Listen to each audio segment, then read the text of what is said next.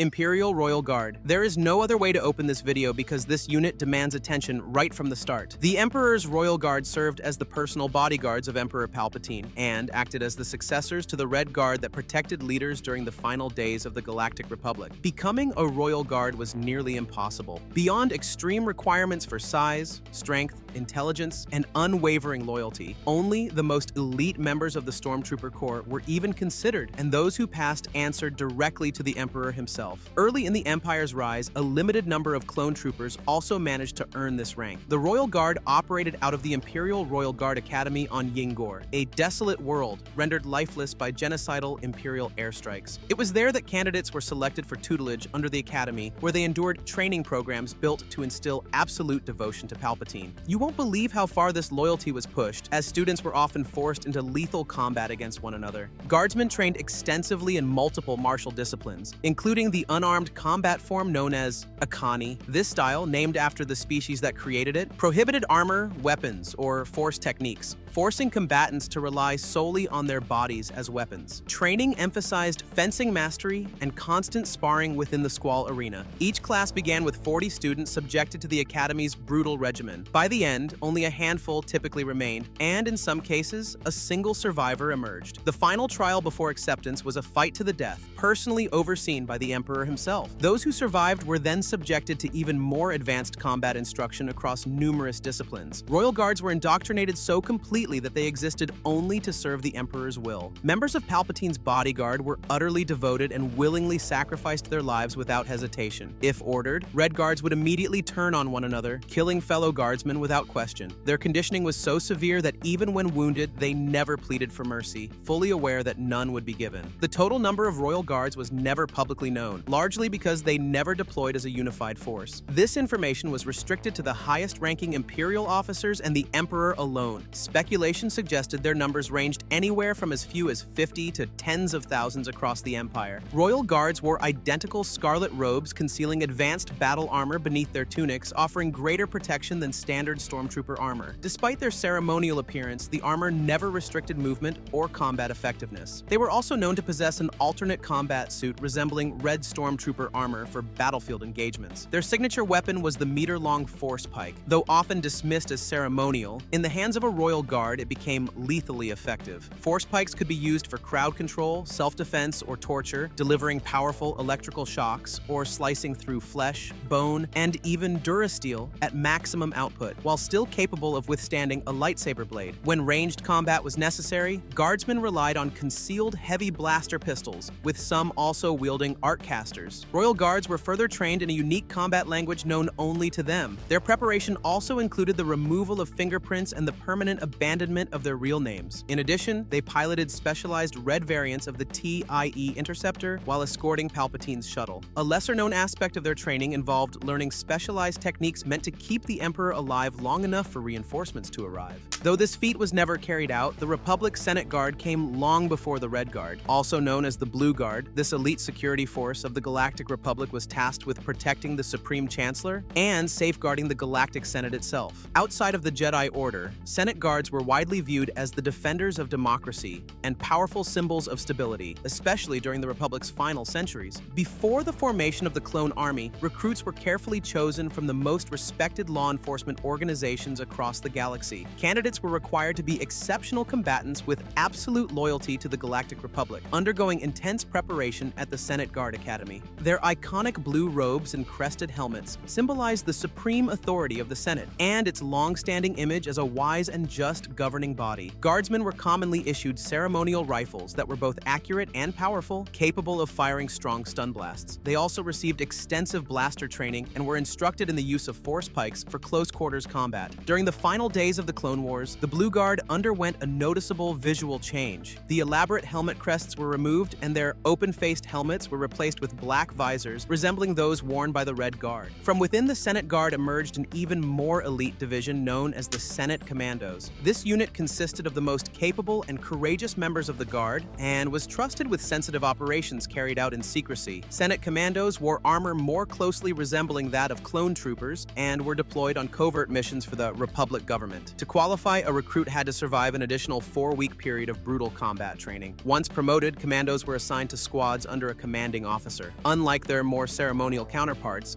commandos served in a highly practical role, frequently tasked with detaining individuals summoned by the Galactic Senate or operating within active war zones as protectors of Republic senators. Their armor featured an enlarged left pauldron designed to resist blaster fire, and they carried standard-issue clone weapons, such as the DC-15A blaster rifle and the DC-15S blaster carbine. Following the rise of the Empire, the Imperial Senate Guard inherited many of these duties. However, their allegiance shifted entirely to Palpatine and the New Order. While they continued to protect Imperial senators, they also ensured those senators remained obedient. Imperial Senate Guards abandoned robes in favor of blue armor and wielded cortosis staffs or red-bladed lightsaber pikes. Their training focused exclusively on melee combat, and they were equipped with personal energy shields capable of deflecting lightsaber strikes. A specialized subdivision known as the Imperial Senate Sentinels was later formed. These Sentinels were assigned to guard the Jedi Temple on Coruscant, officially tasked with preventing looting and preserving what remained of its ancient secrets. Stationed at key entrances and inner corridors, they presented themselves as neutral protectors rather than executioners. You won't believe the truth behind their mission. Their real purpose was to wait silently for any surviving Jedi who attempted to return, striking them down the moment they revealed themselves. Sentinels wore gray armor and robes, carried force pikes, and spoke with distorted, robotic voices, leading many to believe they were partially cybernetic or heavily modified for obedience. Their presence within the ruined temple was deliberately unsettling. Sentinels rarely moved unless necessary, standing motionless for hours as psychological deterrents. This behavior reinforced the illusion that the Jedi era was truly over, while also ensuring that any returning Jedi would lower their guard before realizing they were being hunted.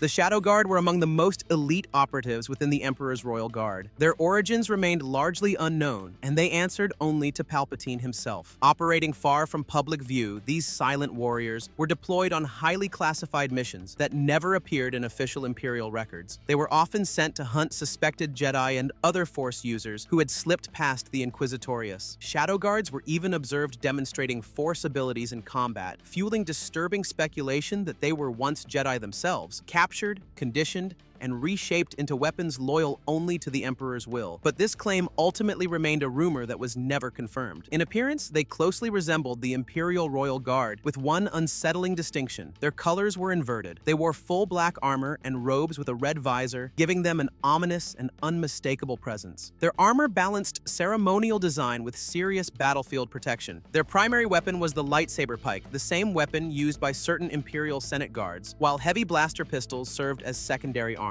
Some Shadow Guards were also equipped with cloaking devices, allowing them to strike without warning and vanish just as quickly. Another elite formation emerged under the Dark Empire, the faction led by the reborn Emperor Palpatine in Star Wars Legends. Known as the Imperial Sovereign Protectors, this group stood apart despite their resemblance to the Royal Guard. Their armor featured black chest plating, dark gauntlets, a partially black helmet faceplate, and a flowing black cape that set them apart visually. Only the most exceptional Royal Guards were selected, enduring years of relentless screening and refinement. The standards imposed were extreme, demanding perfection in combat fitness, endurance, strength, dexterity, reaction time, mental focus, intelligence, and absolute loyalty. Failure at any stage meant immediate removal. Their training emphasized heavy blaster pistols and the deadly double vibroblade, along with access to red Royal Guard TIE interceptors. Sovereign protectors were frequently dispatched on missions of critical importance to the Emperor. The most infamous among them was Karner Jax, whose ambition eventually turned him against Palpatine himself. Another specialized unit, the Saber Guards, trained on Kamino rather than Yingor. Unlike other guard variants, these warriors were believed to possess limited force sensitivity, though their primary expertise centered on lightsaber combat rather than raw force power. Wielding two red lightsabers, they wore bronze-colored armor and demonstrated basic force techniques such as saber throws. Their combat style emphasized precision, aggression, and overwhelming pressure, placing them somewhere between elite bodyguards and dark side enforcers shaped for direct confrontation. Unlike other guard variants, Saber Guards focused almost exclusively on direct dueling scenarios. Their training emphasized relentless offense, forcing opponents onto the defensive immediately. While their force abilities were limited, their discipline and precision made them especially dangerous against targets who underestimated them as mere ceremonial guards. During the New Republic era, the Imperial Praetorian Guards served the Imperial Remnant and the Shadow Council. These elite warriors were highly disciplined fighters, wearing helmets with designs reminiscent of Mandalorian armor. Armed with electric staffs, they trained extensively in coordinated close-quarters combat. Their successors, the elite Praetorian Guard, were even more formidable and personally assigned to protect Supreme Leader Snoke of the First Order. Trained to meet every threat with immediate and overwhelming aggression, they functioned as both shield and executioner within the First Order hierarchy. The elite Praetorians wore layered crimson armor made from advanced laminate plating that generated a localized magnetic field capable of deflecting blaster fire. Even lightsabers could glance off the armor, though precise strikes could penetrate. They specialized in multiple martial disciplines and wielded a wide array of lethal vibro weapons. It was inside Snoke's throne room that they witnessed their master's death and immediately launched a coordinated assault against both Kylo Ren and Rey, fighting with ruthless efficiency and absolute loyalty. The Final Order Sovereign Protectors emerged following the return of Darth Sidious in Star Wars canon. Stationed on Exegol within the Sith Citadel's throne room, their sole responsibility was safeguarding the weakened Emperor as he rebuilt his power in secrecy. They wore crimson full-body capes, secured at the neck, and helmets resembling those of Sith troopers, reinforcing their connection to the Final Order's military aesthetic. Armed with distinctive two-pronged blaster rifles, they stood as the last physical barrier between the Emperor and his enemies during the Battle of Exegol. Their positioning within the Sith Citadel was highly deliberate, with protectors stationed to funnel intruders into overlapping fields of fire. Unlike earlier guard units, they relied more heavily on coordinated range suppression than melee combat, reflecting the Emperor's need for distance and control while he remained physically vulnerable. From silent sentinels waiting in the shadows to elite protectors standing between the galaxy and absolute power, each Royal Guard variant reveals how far the Empire and its successors were willing to go to protect their leaders. These warriors were more than symbols of authority. They were carefully engineered instruments of fear, loyalty, and control, shaped to eliminate any threat before it ever reached the throne. If you enjoyed this video, be sure to check out more related content shown on screen.